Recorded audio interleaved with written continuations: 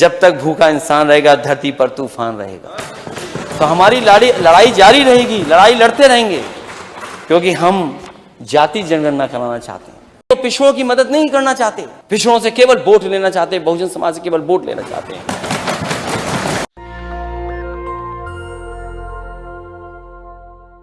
अखिलेश यादव का ये वीडियो सुना आपने, जब तक कोई भूखा रहेगा तब तक तूफान रहेगा और जातीय जनगणना होगी। और दूसरा वीडियो, बहुजन समाज, पिछड़ा वर्ग, ये दो शब्द उनके जुबान पर ऐसे आया, सालों से हम लोग को इंतजार था। क्या है इसके मायने और क्या देश की राजनीति बदल रही है? क्या SC ST OBC माइनॉरिटी के लोग अब खेल समझने लगे हैं और कांग्रेस पर जो चश्मा लगा था वो भी सब कुछ साफ हो गया है? क्या है UPSC का बड़ा घोटाला? इस देश में सालों से SC ST OBC माइनॉरिटी के साथ IAS घोटाला हो रहा है, उस पर भी बात करूंगा। नमस्कार, मैं शंभू कुमार सिंह और आप देख रहे हैं नेशनल दस्तक। कल UPSC का रिजल्ट आया, श्रुति शर्मा टॉपर बनी है। खैर वो ग्रेजुएशन में कई बार लटक गई थी, लेकिन अब टॉपर बनी है। लोग कह रहे हैं कि न जाने कितने एकलव्य के अंगूठे काटे गए होंगे। ऐसा इसलिए कह रहे हैं कि अभी इंटरव्यू के मार्क्स जारी नहीं किए गए हैं, ज़्यादा दिन नहीं लगेगा, वो आ जाएंगे, मार्क्स भी आ जाएंगे। रिटेन में कितना नंबर आया है, इंटरव्यू में कितना नंबर आया है, वो भी आ जाएगा। लेकिन जो सबसे बड़ी गड़बड़ी दिख रही है कि सबसे कम मुस्लिम छात्र इस बार सेलेक्ट हुए हैं। उसके बाद जो उससे भी बड़ी गड़बड़ी है, जब 750 सीटों का अनाउंसमेंट होना था तो 685 सीटें ही क्यों डिक्लेयर किए गए? आखिर 166 कैंडिडेट को रिजर्व क्यों रख लिया गया, माफ कीजिएगा 126 कैंडिडेट को रिजर्व क्यों रख लिया गया है? उसमें भी 63 जनरल है और 63 SC ST OBC को मिलाकर है। तीसरा बड़ा सवाल है कि इकोनॉमिक वीकर सेक्शन में कौन कौन जातियां हैं? क्या उसमें जैन हैं, सिख हैं, क्या उसमें ठाकुर हैं, क्या उसमें मराठा हैं, क्या उसमें हरियाणा के जाट हैं जो रिजर्व कैटेगरी में नहीं है? ये सारे सवाल हैं जिसके धीरे धीरे परत खुलेगी और जैसे जैसे सब नतीजे सामने आएंगे नेशनल दस्तक आपको परत दर परत समझाएगा। लेकिन फिलहाल तो तय है कि पिछली बार जैसे रिजर्व सीटें रखी गई थी और लोकसभा स्पीकर ओम बिरला की बेटी IAS बन गई थी, इस बार भी लगभग 66 सीटें रिजर्व रखी गई हैं। देखने वाली बात होगी कि उन 66 सीटों पर जब नतीजे आएंगे तो वो कौन लोग हैं जो इसमें चुन के आएंगे। उसके बाद दूध का दूध और पानी का पानी हो जाएगा, क्योंकि अभी जो 685 रिजल्ट आए हैं उसमें एकदम मामला 50-50 है। जनरल और इकोनॉमिक वीकर सेक्शन मिला के बराबर है, SC ST OBC मिला के बराबर है। अब बराबर बराबर के खेल को 85-86 सीटों से लगभग 63 सीटों से बराबर करना है, इसीलिए 126 सीटें रोक ली गई हैं। लेकिन देखते हैं, सोशल मीडिया पर लोग जागरूक हैं, आगे क्या होता है। अभी अखिलेश यादव का विधानसभा में बयान सुनिए। जब तक भूखा इंसान रहेगा धरती पर तूफान रहेगा। तो हमारी लड़ाई जारी रहेगी, लड़ाई लड़ते रहेंगे, क्योंकि हम जाति जनगणना कराना चाहते हैं। सुना आपने, वो कह रहे हैं कि जब तक कोई भूखा रहेगा तब तक मैं लड़ता रहूंगा और जातीय जनगणना तो होगी। लेकिन अखिलेश यादव यही नहीं रुके, अब ये वीडियो देखिए। तो पिछड़ों की मदद नहीं करना चाहते, पिछड़ों से केवल वोट लेना चाहते, बहुजन समाज से केवल वोट लेना चाहते हैं। वो कह रहे हैं कि आप पिछड़ों का वोट लेते हैं, पिछड़ों का अधिकार नहीं देते, बहुजनों को अधिकार नहीं देते। इसका मतलब है कि जो सोशल मीडिया पर विमर्श चल रहा है वो इनको समझ में आने लगा है, लेकिन बीजेपी ज़्यादा समझने लगी है। सोचिए, राजस्थान में कांग्रेस ने 5 के 5 ब्राह्मण राज्यसभा सीटें दी हैं, बीजेपी जो है वो SC ST OBC माइनॉरिटी को दे रही है। इस बार तो सुनने में आ रहा है कि मध्य प्रदेश से वाल्मीकि समाज के लोगों को राज्यसभा भेज रही है। तो इसीलिए कहता हूं, डर सबको लगता है, गला सबका सूखता है, जरूरत है अपने अधिकारों के लिए सचेत रहने का। ऐसी तमाम वो बड़ी खबरें जो आज टीवी अखबार आपको नहीं दिखाएगा, जो सोशल मीडिया पर जरूरी है, मैं चाहता हूं कि आपको दिखाऊं। ट्रेन में ये राजीव रंजन हैं, बड़े पत्रकार हैं, ट्रेन में जा रहे थे कुछ लोग, एक साहब ज्ञान दे रहे थे, सहयात्री ने पूछा कि आप कौन हैं, उनके साथी ने बताया कि पत्रकार हैं। उस आदमी ने छूटते हुए कहा किस पार्टी का। मुझे लगता है अभी लोगों को समझ में नहीं आ रहा है, उसको पूछना चाहिए था किस जाति का। खैर धीरे धीरे वो भी हो जाएगा। कश्मीर में एक शेड्यूल कास्ट टीचर की आतंकवादियों ने हत्या कर दी है, लेकिन क्या मजाल है किसी से कि कोई अमित शाह से सवाल पूछ ले, जिन्होंने 370 हटाया है, जो देश के गृह मंत्री हैं, जिनके हाथ में लॉ एंड ऑर्डर है, क्योंकि जम्मू कश्मीर में एलजी राज कर रहे हैं, लेफ्टिनेंट गवर्नर की सरकार है, मनोज सिन्हा बीजेपी की तरफ से लेफ्टिनेंट गवर्नर है। सारा ठिकरा मुसलमानों के सर फोड़ दिया जाएगा, क्योंकि उनके पास टीवी है, अखबार है। अब दूसरी खबर सुनिए। पहले इनकम टैक्स का रेट पड़ता था, मायावती, शिबू सोरेन, हेमंत सोरेन, मुलायम सिंह यादव, अखिलेश यादव, सबको पता है। अब दो नए लोग आ गए हैं, एक ईडी और एक नारकोटिक्स वाला, जिसने शाहरुख खान के बेटे को फंसाया था। लेकिन ईडी वाला बहुत खतरनाक है, इसलिए दीपक शर्मा लिखते हैं, सत्येंद्र जैन से लेकर अभिषेक बनर्जी, ममता बनर्जी के भतीजे, संजय राउत से लेकर लालू परिवार तक ईडी भारी संख्या में विपक्ष के नेताओं पर कार्रवाई कर रही है। इनकम टैक्स हम लोगों को भी ढूंढ रही है। सवाल इस बात का है कि क्या नंबर 2 का काम आज के दौर में सिर्फ विपक्ष ही कर रहा है? ईडी असली सफेदपोश अपराधी, ठग और हवाला कारोबारियों को कब पकड़ेगी? मुझे नहीं पता। ये अंबानी, अडानी, चौकसी, ये सब कैसे भाग गए? माल्या कैसे भाग गए? तब कहां थी ईडी?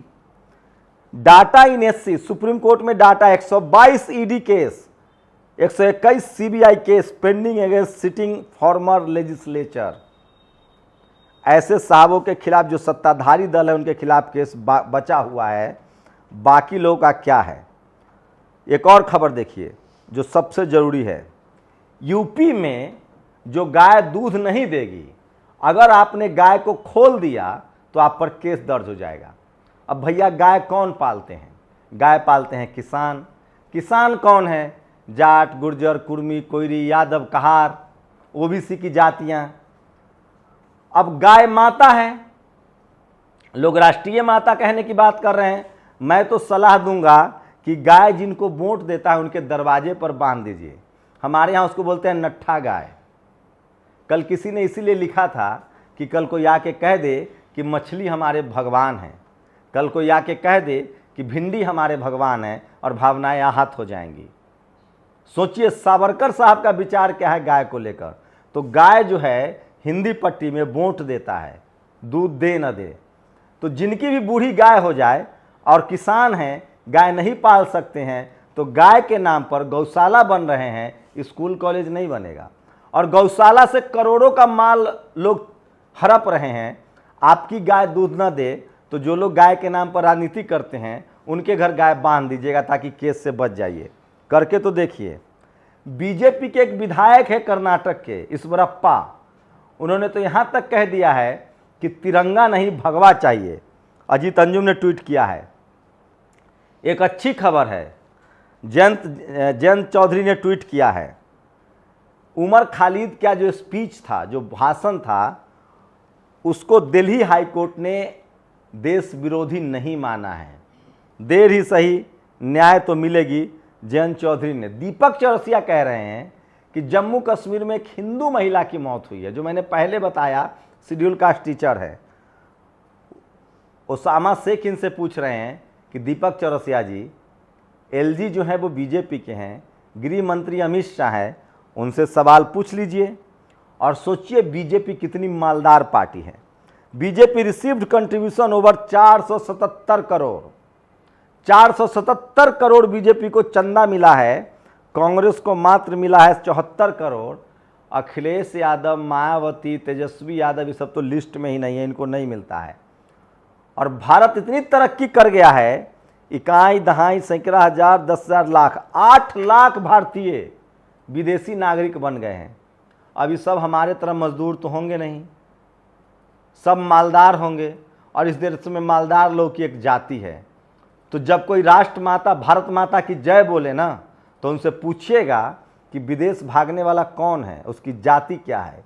ये 8 लाख लोग वो कौन हैं जो विदेश में जाके नागरिकता ले लिए हैं। इसमें से 23,000 तो कारोबारी हैं।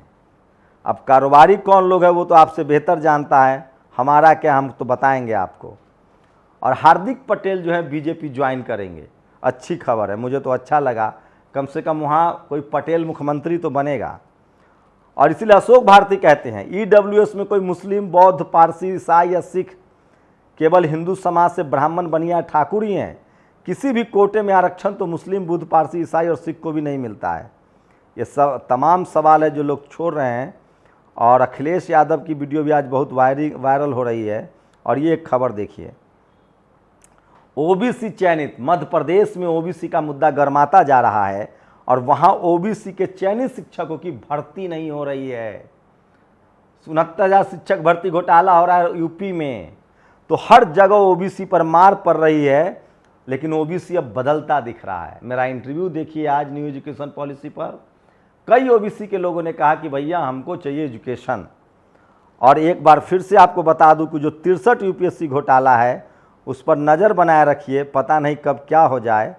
और आज की एक ऐसी खबर जो आपके लिए बहुत ज़रूरी है, माता अहिल्याबाई होलकर की आज जयंती है, पूरा देश उनको नमन कर रहा है, याद कर रहा है, उनके बारे में पढ़िए तब पता चलेगा। और आज की ये सुंदर फोटो बाबा साहब की तस्वीर के सामने इस देश की बहुजन बेटियां पढ़ाई कर रही हैं, इससे सुंदर क्या होगा।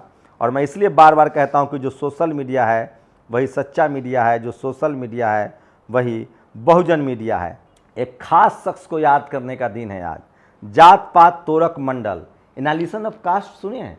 बाबा साहब ने जात पात तोरक मंडल के ही न्योता पर एक भाषण लिखा था अंग्रेजी में, जो वो नहीं दे पाए, उसी को एनालिसिस ऑफ कास्ट में ट्रांसलेट किया गया। वो अंग्रेजी में था, उसी को हिंदी में ट्रांसलेट किया गया। उनका नाम था संतराम बीए। ये ओबीसी, आज के हिसाब से ओबीसी थे, उस समय के हिसाब से कुम्हकार समाज के थे। इनको वो मान सम्मान नहीं मिला जो इनको मिलना चाहिए था। कुम्हार समुदाय में जन्मे संतराम बीए के जाति विरोधी विचारों की वजह से कुम्हार समुदाय के लोगों ने भी नहीं अपनाया। अछूत होते हुए भी वह दलित समुदाय के नायकों की सूची का हिस्सा नहीं बन पाए, जबकि जाति विरोधी विचारों की वजह से वे बाबा साहब डॉक्टर भीमराव अम्बेडकर के करीबी विचारकों में शामिल थे। बाबा साहब से इनके बहुत ज़्यादा करीबी थे संतराम बीए। मेरी कोशिश होती है कि ऐसे तमाम महापुरुषों के आप तक लेते जाए।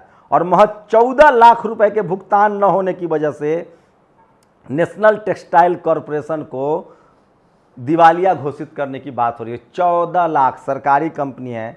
आपको पता ही है कि इस देश में पॉलिस्टर धागे का व्यापारी कौन है, कुछ छुपा नहीं है। तो सरकारी कंपनियों को औने पौने दाम पर बेचा जा रहा है। अब क्या पता इसको कौन खरीद लेगा। और इसी पर आस्था पर एक ट्वीट है, इनको पकड़िए, एनआर प्रधान है। यदि मेरी आस्था मुर्गे में हो और आज मैं मुर्गे को अपना देवता मान लो और बाज़ारों में मुर्गा कटने में से मेरी आस्था आहत होने लगे, तो क्या मेरी आस्था को चोट पहुंचाने के अपराध में मेरी शिकायत पर पुलिस मुर्गे काटकर बेचने वाले या खाने वाले को गिरफ्तार कर जेल में डालेगी? किस चीज़ में आस्था होना या न होना व्यक्ति का निजी विषय, इसके लिए हम किसी को बाध्य नहीं कर सकते। शास्त्रों के अनुसार वर्षा इंद्रदेव कराते हैं और वैज्ञानिक बताते हैं कि वर्षा होना वाष्पीकरण प्रक्रिया है। तो शास्त्रों के विपरीत बताने से यदि किसी की आस्था आहत हो जाए तो क्या उसकी शिकायत पर पुलिस सारे वैज्ञानिकों को गिरफ्तार कर जेल में डाल देगी? सोचिए, यही हुआ था ब्रूनो के साथ। जब ब्रूनो ने कहा कि धरती गोल है तो इस चर्च ने उसको जला दिया था और आज विज्ञान डेवलप हुआ। इसलिए मैं कह रहा हूँ किसी को तो कुर्बानी देनी पड़ती है, सच बोलने की कुर्बानी। आप लोग अपनी प्रतिक्रिया जरूर दीजिए। शुक्रिया। नेशनल दस्तक की आपसे गुजारिश है कि अगर इसको बचाना चाहते हैं तो नेशनल दस्तक को सब्सक्राइब करने के लिए रेड कलर के सब्सक्राइब बटन को दबाएं, फिर बेल आइकन की घंटी दबाएं। नेशनल दस्तक को बचाने के लिए बहुत जरूरी है कि हर खबर को शेयर करें, लाइक करें, कमेंट जरूर करें।